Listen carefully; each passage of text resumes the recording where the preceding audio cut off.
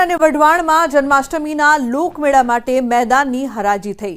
સુરેન્દ્રનગરમાં મેળાના મેદાન માટે 6 આયોજકોએ બોલી લગાવી હતી, જેમાં 36.54 લાખ મેળા આયોજક હરેશભાઈ અરોરાને મેદાન ફાળવવામાં આવ્યું। અગાઉ 8 ઓગસ્ટે ટેન્ડર પ્રક્રિયા હાથ ધરાઈ હતી, જો કે રાજ્ય સરકારે જાહેર કરેલી નવી એસઓપી સામે આયોજકોમાં રોષ જોવા મળ્યો અને હરાજી મોકૂફ રહી હતી।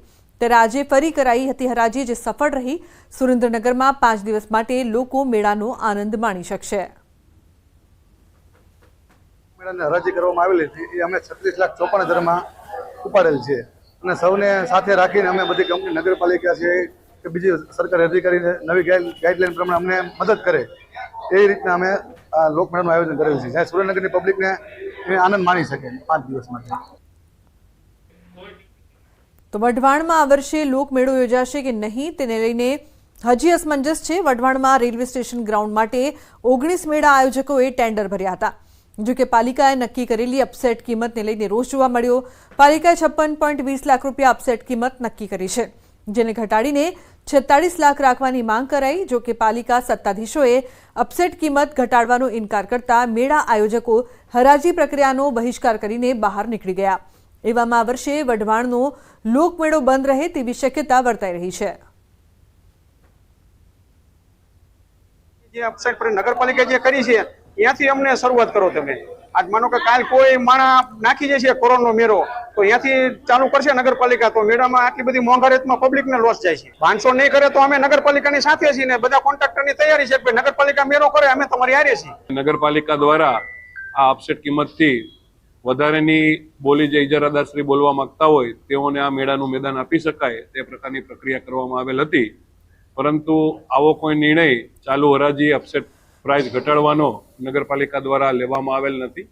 આવો નિર્ણય હવે અપસેટ પ્રાઇસ બાબતે જો હરાજી નહીં થાય તો આગામી શું નિર્ણય કરવો તે લગભગ 1 કે 2 દિવસમાં જ નક્કી કરી દેવામાં આવશે। તો વડોદરાના સયાજીગંજ વિધાનસભા બેઠકના ધારાસભ્ય કેયુ રોકડિયાએ જાહેરમાં અધિકારીઓનો ઉધડો લઈ લીધો। બિલ્ડિંગ પ્રોજેક્ટના અધિકારી અનુપ પ્રજાપતિને જાહેરમાં સવાલ કર્યા।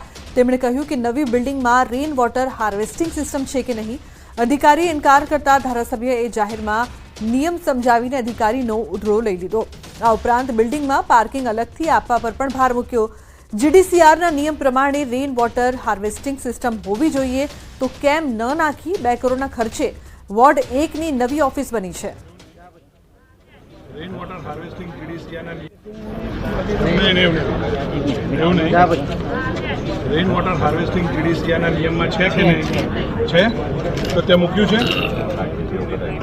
કેમ નહોતું લીધું, કેમ નથી લીધું? પણ જૂનું ટેન્ડર હોય કે ના હોય, જીડીસીઆરના પાર્કિંગ માટે થોડો શેડ અને પાર્કિંગ માટે પણ એક શેડ ના હા બનાવો એ બનાવી દો। અમરેલી જિલ્લામાં મોટી દુર્ઘટના ટળી। મોડી રાત્રે ભાવનગર સોમનાથ નેશનલ હાઈવે પર સિંહોનું ટોળું આવી ગયું હતું। રસ્તા પર સિંહના ગ્રુપનો વિડીયો વાયરલ થયો છે। જાફરાબાદ તાલુકાના કાગદરવર બાલાની વાવ નજીક સિંહ, સિંહણ, સિંહબાળ સહિત 6 વન્ય પ્રાણી હાઈવે પર આવી ચડ્યા। રોડ ક્રોસ કરતા સમયે પૂરપાટ સ્પીડે વાહન આવતા સિંહો નજીક આવતા વાહન ચાલકને દેખાયા। સિંહોનો વાહન હડફેટે મોટા અકસ્માતની દુર્ઘટના ટળી।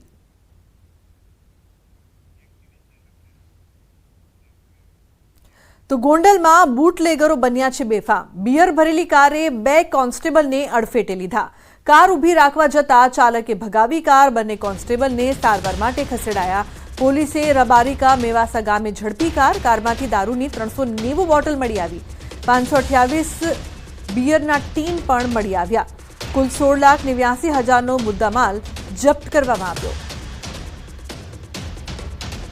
તો મહત્વનું છે, ગોંડલમાં બુટલેગરો બેફામ બન્યા છે। ફરી એકવાર આવી જ ઘટના સામે આવી કે જ્યાં કારમાંથી દારૂની બોટલો મળી આવી, પરંતુ બુટલેગરોને કોઈ પણ જાતનો ભય ન હોય તે સ્પષ્ટપણે જોવા મળી રહ્યો છે।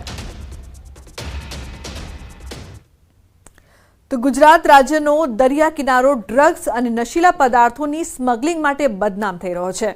કચ્છ અને સૌરાષ્ટ્રના દરિયા કિનારેથી અનેક વખત મોટી માત્રામાં કરોડો રૂપિયાના ડ્રગ્સ અને નશીલા પદાર્થો મળી આવ્યા છે।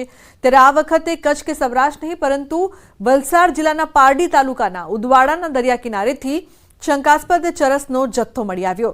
દરિયા કિનારેથી જુદા જુદા 10 પેકેટ મળી આવ્યા હતા. તેના ઉપર ઉર્દુ ભાષામાં લખાણ લખેલું હતું. આ પેકેટ અફઘાની ચરસના હોવાનું મનાઈ રહ્યું છે.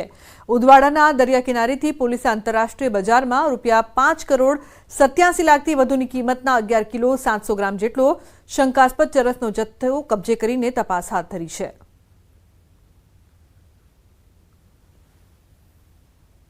પહેલી વખત આવો પ્રસંગ બન્યો છે કે તરતા બિનવારસી ડ્રગ્સના પેકેટ મળ્યા છે. ડ્રગ્સના પેકેટની જે હાલત જોતાં એકદમ જૂના થઈ ગયેલા પેકેટ અને કોવાઈ ગયેલા હોય એવા પેકેટ મળી આવ્યા છે.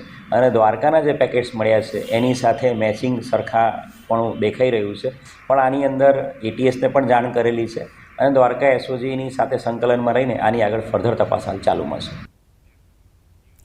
તો વંદે ભારત ટ્રેન બાદ હવે વંદે મેટ્રો પણ દોડશે. રાજ્યની સૌપ્રથમ વંદે મેટ્રો સાબરમતી સ્ટેશન પહોંચી 2 શહેરોને જોડતી વંદે મેટ્રો ટ્રેન શરૂ થશે. અમદાવાદથી ભુજ સુધી વંદે મેટ્રો ટ્રેનનું ટ્રાયલ કરવામાં આવશે. વંદે મેટ્રો ટ્રેન 100 થી 130 કિલોમીટરની ઝડપે દોડશે. વંદે મેટ્રો ટ્રેનમાં AC કોચ પણ હશે. વંદે મેટ્રો ટ્રેનમાં દિવ્યાંગ અને મહિલા કોચની અલગથી સુવિધા આપવામાં આવી છે. વંદે મેટ્રો ટ્રેન CCTV સુવિધાથી સજ્જ છે. આ ટ્રેનમાં ખાસ કરીને મુસાફરોએ રિઝર્વેશનની જરૂર નહીં પડે. વહેલા તે પહેલાના ધોરણે સીટ ઉપલબ્ધ રહેશે. વંદે ભારત ટ્રેન બાદ હવે વંદે મેટ્રો ટ્રેન છે તે દોડવાની છે અને અત્યારે સાબરમતી રેલવે સ્ટેશન છે ત્યાં આ વંદે મેટ્રો ટ્રેન છે તે આવી પહોંચી છે. અમદાવાદ ભુજ વચ્ચે જે મેટ્રો ટ્રેન છે વંદે મેટ્રો ટ્રેન તેનું ટ્રાયલ કરવામાં આવશે. સફળ ટ્રાયલ થઈ ગયા બાદ તેની શરૂઆત કરવામાં આવશે. જો કે વંદે ભારત જે ટ્રેન છે તેમાં જે પ્રકારની સુવિધા આપવામાં આવી છે તે જ પ્રકારે વંદે મેટ્રો ટ્રેનમાં પણ સુવિધા આપવામાં આવી છે. તેની સ્પીડની વાત કરીએ તો 100 થી 130 કિલોમીટરની ઝડપે આ ટ્રેન છે તે દોડશે. તેનું સફળ ટ્રાયલ છે તે કરવામાં આવશે. જો કે અંદરની જે સુવિધાની વાત કરીએ તો જે વંદે ભારત ટ્રેનમાં જે પ્રકારની સુવિધા છે એટલે કે જે ટ્રેનમાં CCTVથી સજ્જ છે, આરામદાયક જે સિટિંગ વ્યવસ્થા છે તે રાખવામાં આવી છે. સુરક્ષા માટે CCTV છે તે રાખવામાં આવ્યા છે. એટલે કે તમામ પ્રકારની વ્યવસ્થા છે તે આ ટ્રેન છે તેમાં કરવામાં આવી છે. અને સાથે જ દિવ્યાંગો માટે, મહિલાઓ માટે અલગ કોચ રાખવામાં આવ્યા છે.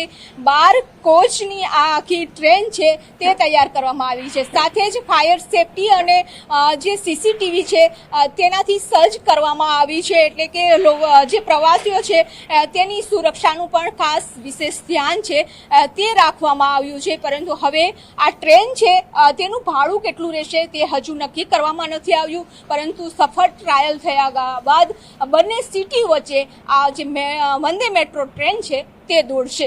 કેમેરામેન ખેંગાટ રાઠોડ સાથે વિપુ પટેલ, ન્યૂઝ 18 ગુજરાતી, અમદાવાદ. તો અમદાવાદમાં 3 કિલોમીટર લાંબી તિરંગા યાત્રાનો પ્રારંભ થયો છે. વિરાટનગરથી અમિત શાહે યાત્રાનો પ્રારંભ કરાવ્યો. નિકોલ ખોડિયાર મંદિર સુધી તિરંગા યાત્રા. CM ભૂપેન્દ્ર પટેલ, હર્ષ સંઘવી પણ ઉપસ્થિત. વિવિધ ફોર્સના જવાનો હાજર. મહત્વનું છે કે ગૃહમંત્રી અમિત શાહ પણ હાજર રહ્યા હતા. વિરાટનગરથી તિરંગા યાત્રાનો પ્રારંભ કરવામાં આવ્યો હતો. ઉલ્લેખનીય છે કે હર્ષ સંઘવી, ઋષિકેશ પટેલ પણ હાજર રહ્યા. નિકોલ ખોડિયાર મંદિર સુધી તિરંગા યાત્રાનું આયોજન કરવામાં આવ્યું હતું, જેમાં હજારોની સંખ્યામાં લોકો ઉમટ્યા હતા. વિરાટનગરથી અમિત શાહે આ યાત્રાનો પ્રારંભ કરાવ્યો હતો. હર ઘર તિરંગા યાત્રા સાથે 3 કિલોમીટર લાંબી આ તિરંગા યાત્રા હતી.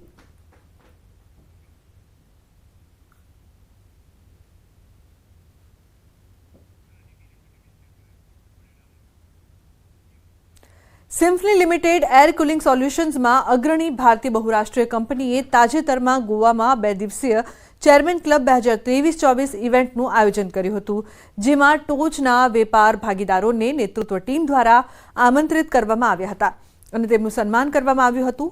ઇવેન્ટમાં કુલર્સમાં બ્લોકબસ્ટર પ્રોડક્ટ લોન્ચ કરવામાં આવી હતી અને સિમ્ફનીને વોટર હીટર કેટેગરીમાં સામેલ કરવામાં આવી હતી. સિમ્ફની લિમિટેડની ચેરમેન અચલ બકેરીએ જણાવ્યું હતું કે અમે સિમ્ફની સ્પા ગીઝર્સ રજૂ કરવા માટે રોમાંચિત છીએ. એક એવી પ્રોડક્ટ જે ગ્રાહકની જરૂરિયાતોની સમજ સાથે અમારી તકનીકી કુશળતાને જોડે છે. વોટર હીટિંગ સેગમેન્ટના નવીનતા અમારા ગ્રાહકોના વાળ અને ત્વચાની સંભાળ રાખતી વખતે આરામની ખાતરી આપતા સોલ્યુશન્સ પ્રદાન કરે છે.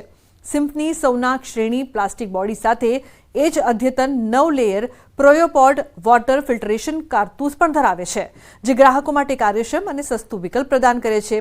સિમ્ફની સોલ રેન્જ મેટલ બોડી અને LED ડિસ્પ્લે સાથે આવે છે, જેમાં ઉન્નત પાણીની ગુણવત્તા માટે અદ્યતન પ્યુરોપોડ ટેકનોલોજી પણ શામેલ છે.